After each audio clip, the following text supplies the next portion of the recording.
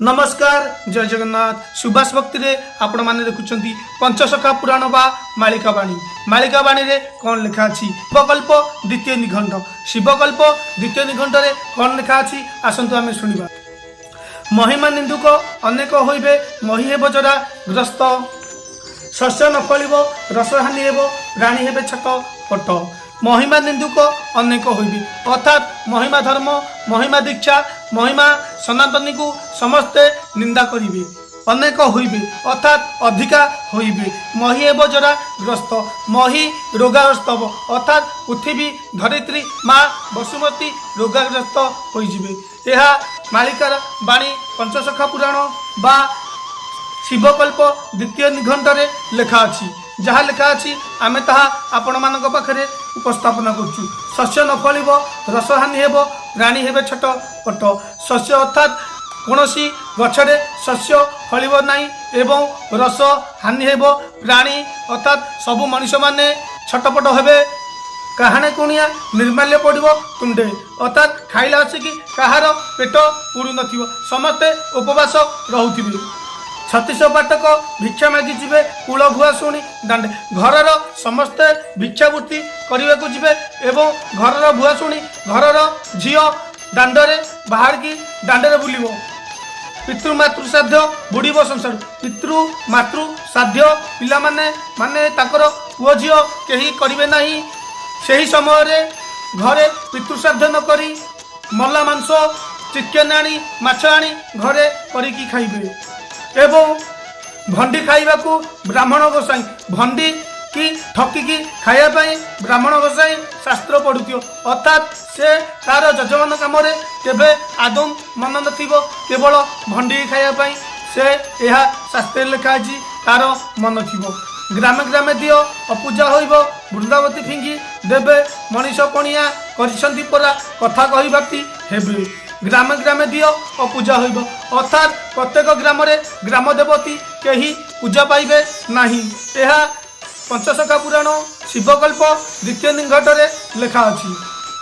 ग्रामे ग्रामे दियो अपूजा होइबो, वृंदावती देबे फिंगी। ग्रामे ग्रामे दियो पूजा हेबे नाही एवं वृंदावती को उपाड़ी की घर फोपाड़ी देबे।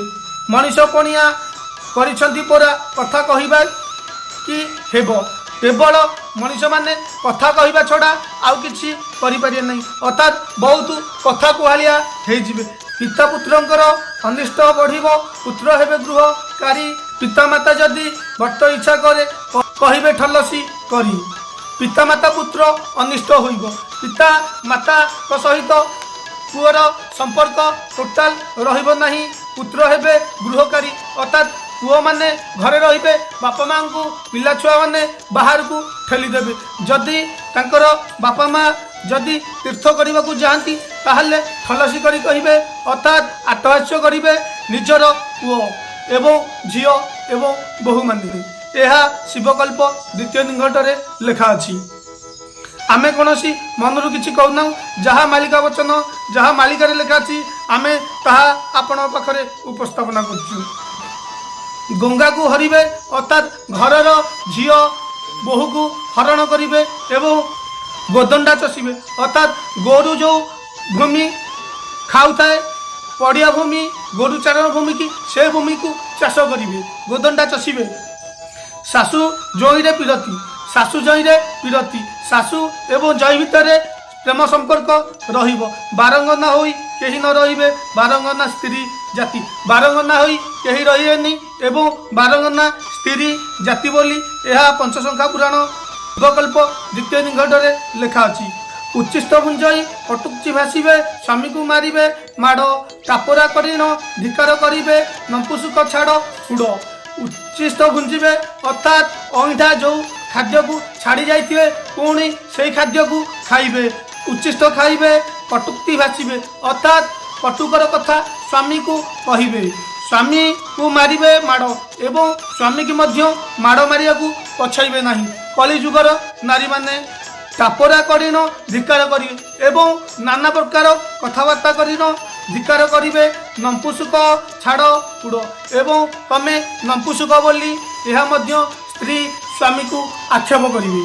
जल न पड़िब मेघ उठाइब शून्य घड़घड़ी मारी बतास होइब घर भांगीजीव संसारे पड़िब पूरी जल न पड़िब अर्थात वृष्टि हेब नहीं मेघ उठाइब वर्षा उठाइले मध्य वर्षा बरसिब नहीं शून्य घड़घड़ी मारी शून्य रे घड़घड़ी मारियो एवं वर्षा हेब नहीं यह मालिकारे लेखा अछि बतास होइब घर भांगीजीव अर्थात बतास माने पवन आसीब घर भांगीजीव संसार पड़िब पूरी खाली हल्लहुली पड़ा छड़ा आउ किछि हब नहीं। यह थला शिवकल्प द्वितीय निकट एहीपरि भिडियो जदि आम मानक ठारू देखा चाहूँगी ताल आम भिडियो को सब्सक्राइब निहाती करेंगे। रहुछि जय जगन्नाथ नमस्कार।